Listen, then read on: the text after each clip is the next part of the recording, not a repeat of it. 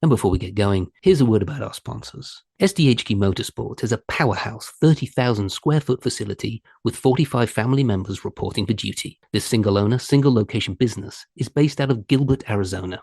It can handle anything from a hot rod, daily driver, pre-runner, race vehicle, half-track or Kugelwagen, or just about any other project you need help with. Their skilled staff with hundreds of years of combined experience eats, sleeps, and breathes performance. So go check them out at sdhqmotorsports.com or check them out on Insta at sdhqmotorsports. The We Happy Few 506 podcast is brought to you in partnership with the Gettysburg Museum of History, home of the Major Dick Winters collection and the largest assortment of authentic Band of Brothers artifacts in the world. Visit the free museum at 219 Baltimore Street in Gettysburg, Pennsylvania, or at www.gettysburgmuseumofhistory.com, and on the YouTube channel, The History Underground, Facebook, Instagram, and Twitter. Well, hello, and welcome along to another episode of the We Happy Few 506 podcast, The Nearly Men. I'm here on my phone because I threw my laptop out of the window, and I hope an Alsatian eats it because it's driving me insane. I'm here with my beautiful co-host, Doug Allen. How are you, Doug? Wonderfully coffee. Very well, thank you, Matt. And I'm also on my phone because my computer doesn't work, and I will actually throw it out the window now. Yeah, except someone from Berlin's going to post it back through with a note on it saying, please don't throw your laptop out of the window. That's exactly what will happen. We are joined straight away off the bat this week by a dear friend of ours, one of those friends that you don't speak to for 20 years, and then you see them and you just think, it is exactly 20 years ago. It is the wonderful Rene Moreno. Rene, welcome to the show, my friend. Hey, guys. How are you? Glad to be here. You're in front of a really nice Band of Brothers poster. I've taken mine down for those of you watching on YouTube because I'm finally moving out of my house. Yeah, I mean, who's that guy? Yeah. Where did you get that one from, Rene? I got it. I don't even remember. I remember we a rap party or something, and this is at one of those meetings at Cutlets' house. Yeah, maybe. I don't know. I don't know, but it was at Cutlets' house, and we had everybody sign it, etc. Stuff like that. Yeah. So you stole? It was one of the barbecues I took. You stole Cutlets'? No, I did not steal. You would never steal anything from Cutlets' house. No, you wouldn't. Just be aware. Just be aware. Fury would be rained down upon you if you did. Yeah, he would find me. Yeah, he would find you. Yeah, he would find you. Rene, there's something I've always wanted to ask you, and I'm going to ask you now. What does the L stand for? It's my mother's maiden name, Lusania. Lusania. Yeah. Right. That's good. Lusania. Right. So what I want you to do, N. I want you to do, if you wouldn't mind, for the listeners who'd quite like to get pregnant while listening to you, is could you pronounce your full name in a sort of Spanish accent? Like the normal way I say it. All right, here we go. Ready? Yeah. Rene Lusania Moreno. Oh, that is hot. That's hot. That's really good. Wow. One more time? Yes, please. All right, here it goes. Rene Lusania Moreno. Yeah, baby. That's good. That's cool. All right. Now do it with your shirt off.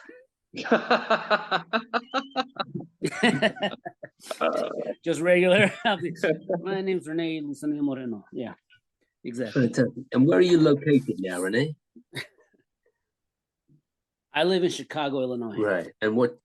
I've been here for the past 13 years. Oh, what drew you there? Well, I lived in Los Angeles with my now ex-wife for close to 18 years, and we had 3 kids. And we had the 2 older girls in private school. So when we had our 3rd one, it was like 3 girls in private school. Just can't do it. And originally she's from out here in Chicago in the burbs, and the school system's really good. So we decided to move out here because I could still act and pursue acting out here in Chicago. So that's what we did. So we just picked up, sold our house, and came out here. What's the scene like out there? What's the acting scene like out there? It seems like there's a lot going on. There's a lot going on. There's a lot of episodic TV shows, all the Chicago Med shows, a lot of new shows like The Bear is out here. Um, Station 11 was out here. There's a lot of great theater like Goodman Theater, Steppenwolf, etc., and a lot of, smaller theaters that are just incredible. Yeah. You do a lot of theater? I have not. I did a show at the Goodman last year, and what was funny was I haven't been on stage in over 20 years, and I got this role, and I was like, it was called Rust, and it's a new play in development. So I got to originate this character, which was fantastic, and we put it up in 1 month period, which was unheard of. It was like nonstop 90 minutes of just dialogue, and it was incredible. And the playwright Nancy Garcia Lorza was incredible to work with. Laura Alcala, the director, was beautiful to work with as well. And just, I was looking at all these kids who are in the show with me, not kids, 28, 30 years old, who've had like major roles under their belt on stage. And I felt like such a novice. I was like, oh my God, I'm gonna have to, try and, up my game somehow and fake it, really well. But it was pretty incredible. So how did the first night go? I was going to ask the exact same thing. The first night it actually went really well. We only had 8 shows in this little run, because it was a new development play. But there was a couple nights that I just went up on a line and I just couldn't think of it for the life of me. And the guy who played my son, he just looked at me, he goes, "What was your favorite food?" And I'm like, "Oh yeah, Whataburgers, that's it." Just like, thank you very much. It was just one of those things. It's been, if you don't use it, man, you're gonna lose it.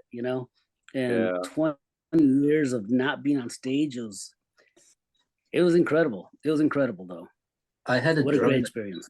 I had an acting teacher at college, and his theory was that if you blanked on stage, you should literally say the first thing that comes into your head just to get your brain moving again. And he said, Gotcha. Except one time he was doing Othello, I don't know what role he was playing, and he walked on and completely blanked. And after about 30 seconds, just went, "Typewriter?"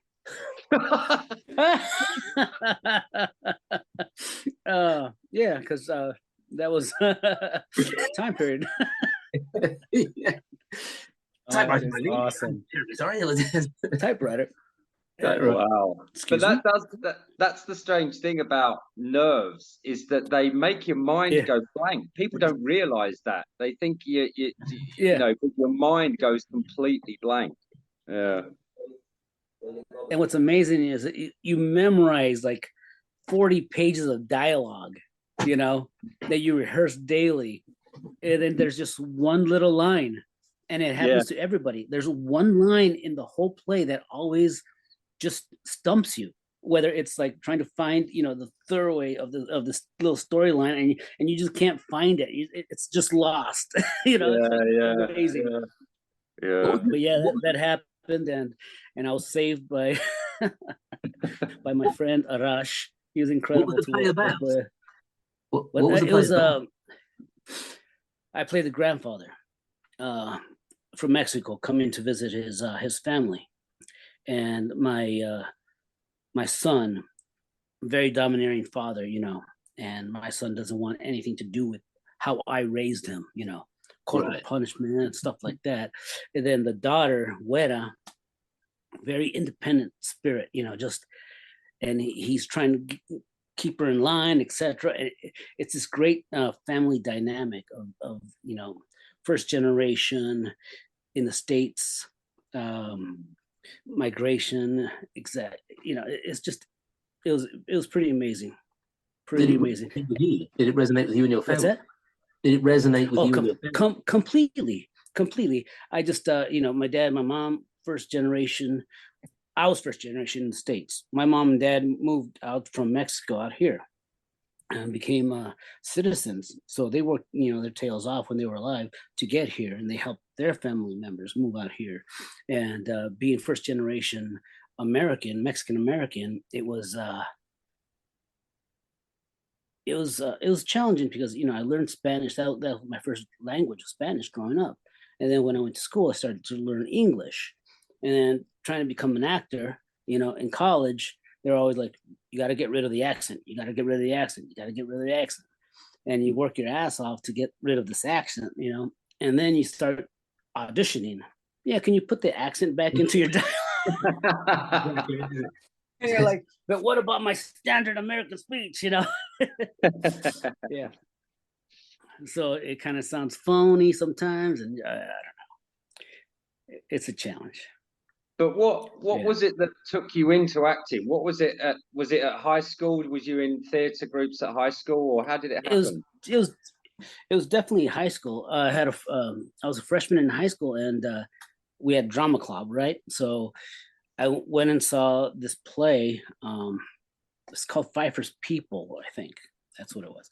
And I saw this guy on stage who became a really good friend of mine named David Satterfield. And he was on stage, and he was just like comedy, just one man show kind of thing. And I was laughing my ass off inside, and I was like, I want to do that. I want to do that. But, being first generation American, my dad and my mom were always like, you got to do something. You got to become something. You got to, be a doctor. You got to you got to do this. So I started studying, engineering.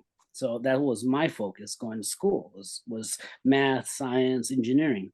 But I was always doing the drama on the side. So when I went to that was going to be my next question, Rene, was like, what did you tell your parents you did? Oh my God. Well, at university, I was there. They would have been down with you being an actor. Like, no way. No. It was a very pivotal point in my life, and in their lives too, because I went to school. I got accepted as an electrical engineer at the University of Arizona, and all the time I was taking, drama classes on the side, and I was in a lecture hall, and I was listening to my professor, and I was like looking and seeing what he was writing on the whiteboards, etc., chalkboards, and I was thinking to myself, I can't see myself doing this for the rest of my life. And I switched over to drama that year, that semester. And I told my mom and dad, I was like, hey, guys, I know you guys aren't going to be happy about this, but I'm moving to drama. And my mom just looked at me, and her eyes were like disappointment in her eyes. And my dad was because he was working at IBM at the time as a quality assurance inspector and all that. And he was seeing what all these engineers were making, daily. And he's just like, just nodded, big sigh. And he was like, whatever's going to make you happy, son, Wow. And I was like, wow, that was great. Because they'd seen me on stage in high school and all that, and they always enjoyed it, but they never thought I was going to start pursuing it, So, how far into your career did you get Band of Brothers? How early was it?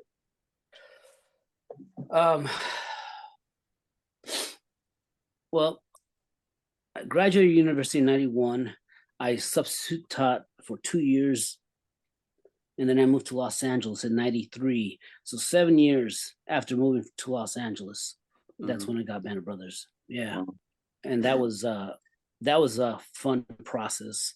As you guys know, the audition process for band was, I never knew what was going on, really. I was just going in, reading for different roles, like 2 months on end, just kept on getting called back just to see what's going on. And I was like seeing everybody's faces on the wall, Neil, Donnie, everybody on the wall. And I'm like, wow, that's going to be a pretty kick-ass cast, And I'm like, what are you guys bringing me in for? I wasn't reading with anybody. It was just all tape. videotape, and they were mailed back, and I would get called, 2 days, 3 days later, hey, they want to see you again or something, or a week later I'd come back, put myself on tape again, talk to Meg, and then just leave again, just drive away. And at the time I was a handyman doing, construction, renovations of houses and stuff like that. And I was working on a client's house in the attic when my agent called and said, hey, you got the job. I'm like, what job are you talking about? Because there was other auditions that I would be going to. And they're like, got Band of Brothers. I'm like, oh, what? And I was thinking in my mind, I got maybe a week's worth of work or something. I'm going to do, a week's worth, come back and just live my life again, They're like, no, you're going to have, what, 16 weeks up front. They're going to drop you for about 3 weeks, and they're going to pick you up for another, 9, 10 weeks. And I'm thinking to myself, I'm like, weeks? Weeks? Holy shit, that's like almost a year, It's like in my mind, I was like, that's a long time. And you have to leave tomorrow evening or Thursday evening. And this was on a Wednesday. So I had like a day to prepare everything to leave. What? Because I flew out. I flew out that Thursday. I got there Friday when you guys had just got back from boot camp. Wow. So you must have been one of the last. So you were cast. I was the last American cast. Yeah. Yeah. I was the last one cast from the core group. Yeah. Not being a replacement. Yeah. So I think the most pertinent. So I walked in when you guys were all high-fiving each other. The most pertinent question I have to ask, Rene, is did you finish the job, or is someone's framing still not done somewhere in Los Angeles? Luckily, I got to finish that job that day, and I went home. Yeah, I went home and we celebrated, and I left the next day. Yeah, that's fantastic. It was a whirlwind. Yeah, it was a whirlwind. So yeah, walking in. What can you remember? What other characters you read for? Because at that point, did you know that the character name you got, or because it sounds like you were... after. Yeah, well, it's things like I was reading Toy, I was reading Percanti, I was reading Garnier. They didn't have anything for Ramirez because he was he was a great part of the company, but he was just never outspoken. He was just a quiet guy who was always there. So I mean, just talking to all the veterans when they were alive, they're like, yeah, Ramirez, quiet fella, did his job, didn't like it, but he did his job very well. Then he disappeared, so nobody really knew exactly what happened to him either afterwards. I had somebody reach out to me and say that was his great uncle or something, but I don't know. So did you get a file on him? We all got a little file. My one was very thin. I think Matthew's was huge, wasn't it, on Talbot? Yeah. Right. Yeah, some people had like books, and you and I probably had just a picture and maybe a little synopsis. Exactly. So all I had to go by was the book. When I read the book, there was those 2 pages of Ramirez showing his character.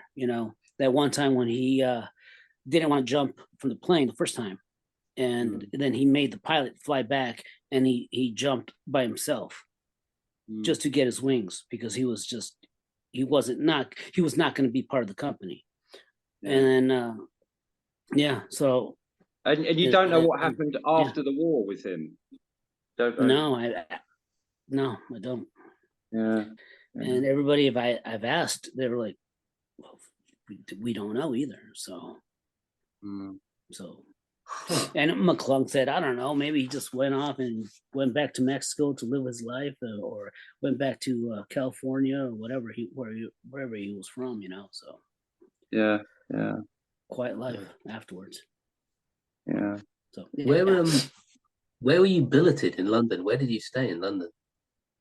St. James Place with Settle and Neil and Matteo, and in that same building. Yeah, that must have been crazy. There's got to be some stories from that. There's got to be some stories. It was, and God, there was many a times that we were out late, because Ross stayed with me for a long time when we were filming, because he was, I don't know where he was living from, but he would come up, stay in my place, weeks on end, just because he had no other place to live, at the time. So instead of driving several hours to get, back to set, whatever. So he just stayed with me. And there was a lot of times we'd go out and have a lot of fun and get in trouble and, get out of trouble and, find ourselves at some pubs really late at night. Yeah. There were some good times. Does any one particular night stand out for you? Oh God. Yeah. There was this one time, we went out, Ross, myself, my Jen, who was, my girlfriend at the time, and who turned my wife, now my ex. We were at an after party pub, drinking these warm pints of horrible beer because it was after hours and we couldn't get it. So it was really late at night or early in the morning, however you want to look at it. And there was like pounding at the door, and the cops came in. They busted this place, and I think Mario was with us. And I don't quite remember the details because there was alcohol involved, but for some, in my mind, I was thinking, holy shit, Captain Di is gonna have to come bail us out, and we don't want to have that happen, so somehow we talked our ways out of whatever it was, and we ran and we took off past the cops, down the streets and away from everything. And that was interesting, to say the least. Yeah, that was one of those nights that you're like, thank God we're okay. Yeah. I'll leave this subject in a minute, Rene. Who, in your opinion, is the most dangerous cast member to end up on a night out with? Oh my God. You're just like, oh no, he's not coming, is he? This is going to be a mess. No. I mean, it's kind of funny because everybody could be dangerous at any given time. I mean, seriously. It was the dynamic of everybody hanging out together that made it dangerous, because they have a good time. Ron, be quiet, you with going. Same thing. Is just like, he'll make you do push-ups in the middle of the road somewhere, just because. And he'll do them along right there with you, just because that was his, the way he was. No, it was a lot of good times. A lot of good times. Yeah, a lot of good times. I mean, that first night that us Americans went out, he made me do push-ups at a 4-star or 5-star restaurant at Piccadilly Circus because I called my weapon a gun, So, yeah. Wow. I'm like, well, he's my lieutenant. The waiters and the staff were looking at me like, what the hell are you doing? I'm like, well, he's my lieutenant, so I gotta do it. Yeah. When did Cudlett's barbecue start? The reunions, when everyone started sort of did a reunion. I think that happened like maybe it was like a couple years after the wrap or after the premiere. He just started, hey, let's get together, let's just start hanging out, and started doing it. And I haven't been to one in, I don't know, 5, 6, 7 years now. But yeah, it's yearly still, Yeah. But it's hard to get down there, from being out here. Right. In Chicago. Yeah. So. And I went to 2017. Was that your last one, Matt? 2017? I think I went 20. There's the first one I'd ever been to was, I think it was in 2017. I think I went 2017, 2018, or 2016, 2017, something like that. Yeah. Very, very cool. Yeah, I've never been. I hope to go. Yeah. You'll definitely go.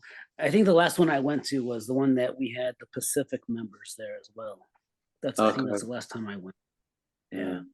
Who did you become closest to in the cast? Is there someone that you're still like? I mean, I know we're all kind of loose friends. If any of us needed help, one of us would always help out. But is there someone that you've maintained a 20-year friendship with, essentially, like quite close, or? Not necessarily. At the time, it was, Ross and I definitely hung out together. He stayed at my place in Los Angeles for a while when he first moved out there. And Cutlets, we always, chat on occasion, via Messenger or Instagram, whatever. But just Doug Spain, we still contact each other and talk. He's very good like that. And then Matt Settle, I mean, he and I, we chat every once in a while, like twice a year at least. But not any individual, like on a weekly or monthly basis, no.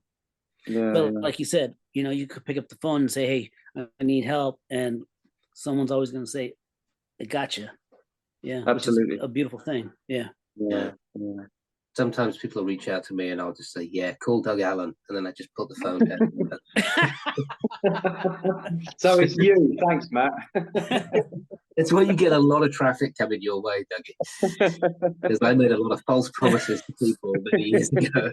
I had no intention of helping. Just put his phone number right here at the base, and Sure. Call me on this number and call me Doug. Exactly. Just put it on the podcast. I didn't realize you weren't at boot camp, Rene. Not that really matters. Right, a lot of people. I thought you were there. I thought you were there. No, I know. Everybody's like, "Oh yeah, I know you were there." I'm like, "No, I wasn't there." No, I got there the day you guys got back from boot camp. Yeah, that was. I mean, talk about daunting experience walking in with somebody to a whole group of guys who just came back from boot camp. Yeah, being a bad, an outsider looking in, going, "What the hell did I just miss?" Yeah. Well, do you have so how quickly did Dale Dye and the cadre bring you up to speed then? Like, were they whooped you real quick, or did you manage to kind of just stay out of their radar a little bit, or how did that work? I stayed out of the radar a little bit, and I had everybody else whip me into shape. Right. Like Cutlets, Neil, Garnier, everybody. I just had to, make sure I followed suit, and make sure that I wasn't, what's it called? Just the peg that really stands out, just I try to blend in as much as I could, and not say the wrong thing. So I kept quiet for a long time. Unless you report to a restaurant and then you say the wrong thing and have to push-ups into the shrimp or whatever. Well, exactly. And look, there was this one time that we remember when we were marching on the tarmac, and it was drizzling, and it was cold, and we had our dress suits on, and we're just all in wool and all that, and just miserable. And I kept on complaining. I was like, God damn! And in my mind, I'm like, why am I a freaking extra? That's what I was in my mind. I was just being this prima donna, actor, going, what the hell's going on? What the fuck? I'm so miserable. Pulled me aside. He was like, what do you complain about? You're getting paid by HBO. You're being put up at this 2-bedroom flat in London, central London. You're getting stipend. You're getting this. You can do it. You're getting produced by Spielberg. You could be back in the States doing what? And I'm like, oh. It was that moment that I was like, well, I walked out on a framing job in LA, and I do still need to do that. To be exactly. So I was meant to realize how fortunate I really was, and it took, and Cutlets really just just highlight the whole thing for me. And I was like, all right, time to be part of this company here, and do as I'm told. So did you get any kickings from Dale Dye at all? Do you have any good Dale Dye stories? Did he ever give you any? Or Freddie Cho? No, not from Dye. One of the cadre members, he was for some reason always on my ass, and I forgot his name, the big burly guy. Billy? No, not Billy. The old American rodeo rider guy, the old yeah. Remember him? Yeah. He and we just never, for some reason or another, just never meshed. And there was a couple moments that we had words and almost physical altercation with him, and it just never worked out. And 1 week he was gone, so it was like, all right, cool. I'm not gonna miss him, but he and I just never saw eye to eye. And I forgot his name, but his name was Raleigh. His name was Raleigh something or other. He also I'm not mentioning. Yeah, I'm not mentioning names. You forgot his name on purpose. Oh, okay. He'd had his legs mashed up so badly from rodeo accidents that he used to run like somebody who had rickets, and then their legs had fused like that. Right. He could only run. He used to like totter on these like rickety legs. So rather than fight him, it'd have been best to just run around in a circle slowly until he found him. Oh, God. I noticed on a bunch of the pictures, I missed a whole bunch of them. I was supposed to go, but then my daughter was born and stuff. So how many times have you been back to Normandy? I've been back 3 times, I think. No, twice. From this last time that in 17, was it? Yeah. 17 or 19? What was it? 19? It was 19 because it was 19, yeah. That was the last time I was there. And before that was I guess the premiere, wasn't it? Yeah. So what does it mean to you being on that show? I can see you're sitting in your room at home. You've got 2 different Band of Brothers pictures behind you. One of them belongs to and your experience of Band of Brothers is very similar to mine. We didn't have a great deal to do, but we were in it all the way through. And so we didn't have an episode to ourselves. We had little bits and pieces of dialogue, but we were never central characters, were we? So it's always a bit outside and a lot of time, as you're saying, waiting in a ditch 300 meters from the camera for days or even weeks on end. Exactly. So what does it mean to you? Sometimes the film crew had already left. Did you know that? Sometimes they'd already left, and then but it was funny because every time you watch the show, I mean, and I just saw that I finally seen it after so many years this year from beginning to the end, and there's a lot of camera shots, and I'm like, oh, I'm right on Leapgott's left side, and of course I'm cut out, but I knew I was right there. Same thing, like, oh, Percani and I were talking, but he's right there, and I'm not there. There's all these, like I was right there. I swear to God, I was right there. But the cuts just so happened that you're not there. But was it? Because for me, I found it I was very shy and intimidated with being with these. Because everyone was so eloquent and everyone was so confident, and then and so I didn't take those moments where it would be all I had to do is just turn to camera and just say hi or just say this or that. It would have been on, and I would have got in there, appeared a lot more. But for some reason, I kind of, do you know what I mean? Did you experience the same thing? Yeah, completely. I mean, I was 30 years old and I was an older cast member, but I had a lot of like day players, maybe a guest star here and there, different shows throughout my career. And this is the first significant job that I had that meant really anything, that was going to mean anything. And so, Doug, I felt the same way. I felt intimidated. So when those moments came, I didn't have that, the bravado to take take the camera and go, hey, this is me, show me, this is who I am. Because I always thought whatever was written on the page should be shown, like, either leave God's lines, spears or whatever. Yeah. If they're talking, you shouldn't take, the attention from them.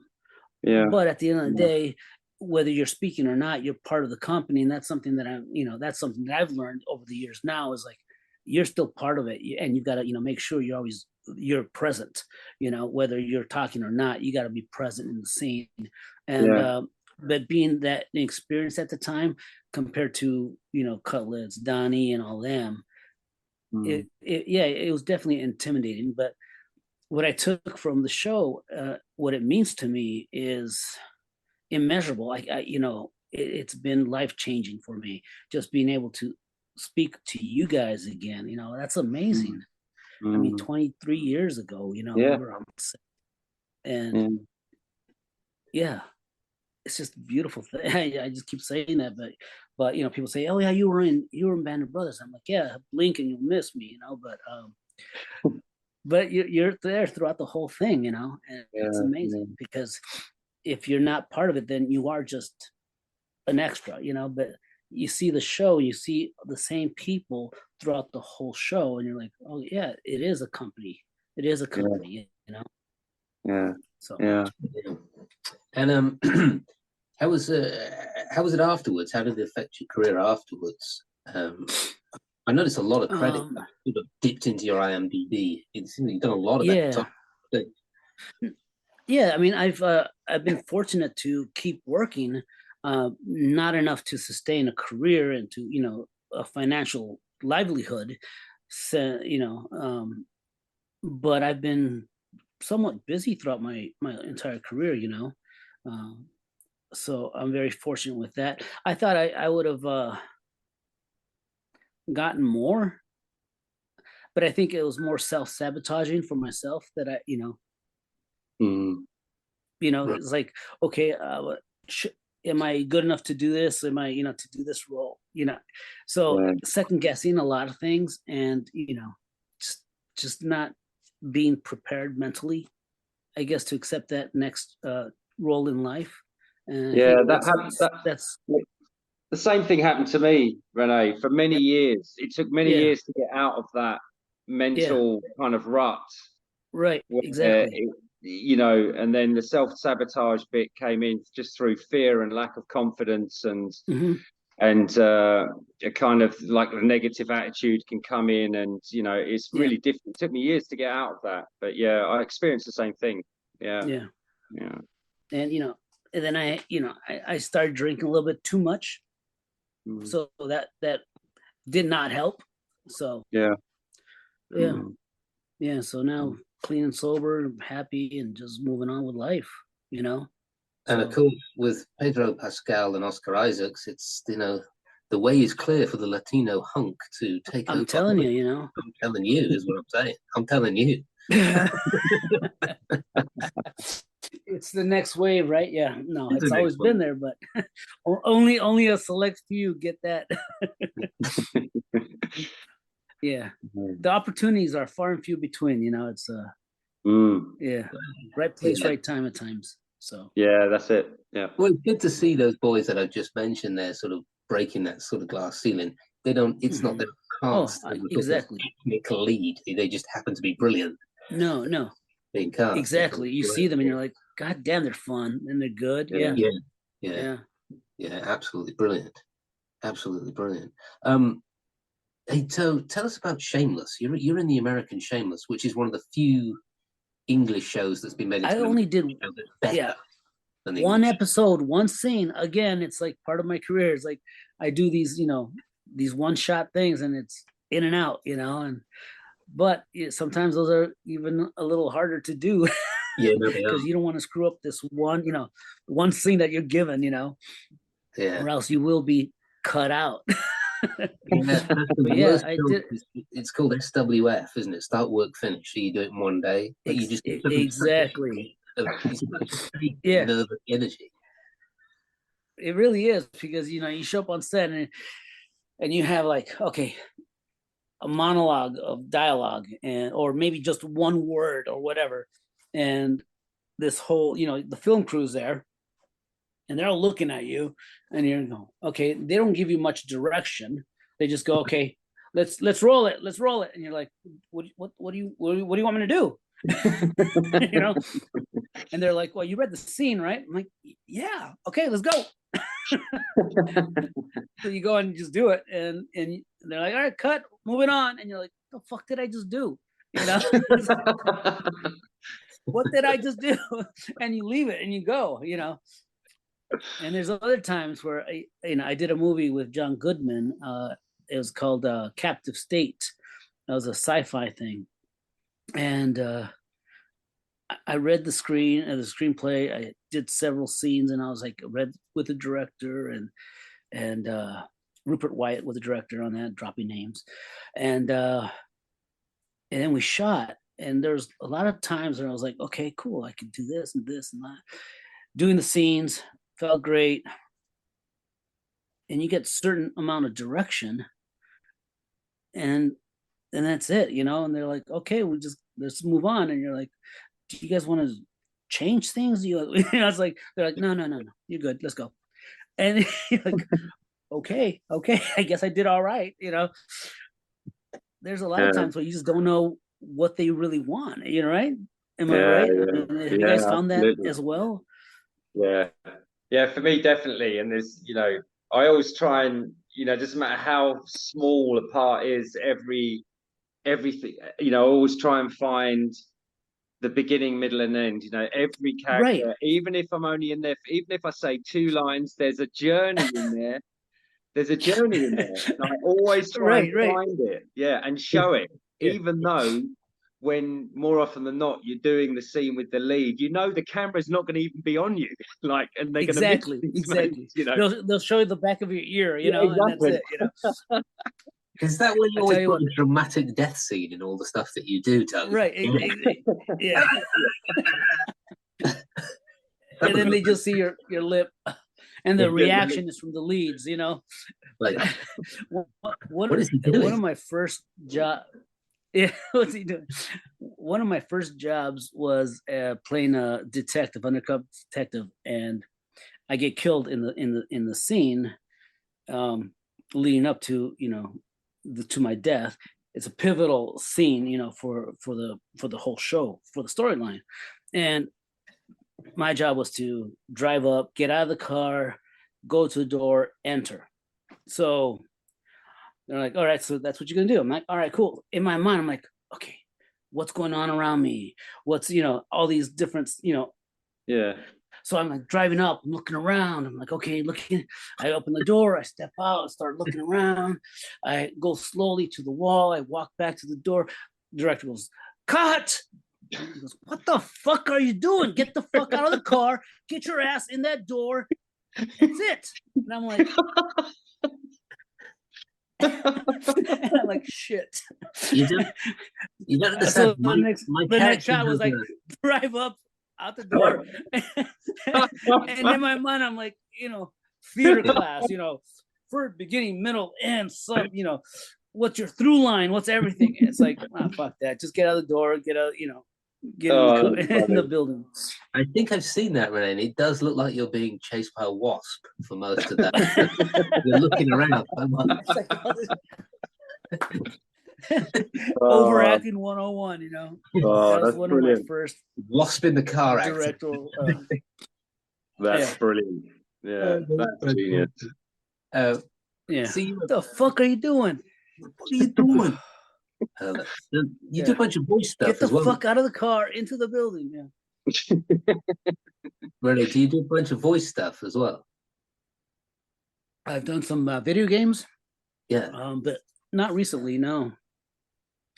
When I was in Los Angeles, I did, several games with, Call of Duty when they first started coming out. Cool. Spider-Man, stuff like that. And that was fun. Is that voice stuff? Or is it like motion capture stuff as well? The first one, Call of Duty, we did that with those suits with Spate. Spate had, it was funny because we were all in these, body capture suits with all these little balls and stuff like that. and that was kind of funny, because it was like we look like idiots, sausage, casings, and I was like, okay, guys, all right, should have worn my dance belt, So I mean, I don't know if I need to ask you this question, really. We subhead our podcast is known as the Nearly Men. So I like to ask people the question. Yeah, exactly. I like to ask people the question: is there something that you could nearly have been, but could it have been like a physicist or electrician, or is there something like at one point somebody just offered you like a really left field job? I don't know what that would be, just like an au pair to the Kardashians or something. I don't know, it's really weird. And you're like, I could have $1 million a year. I could have done that. I could have made more money as that, right? Nearly. Or was there a job?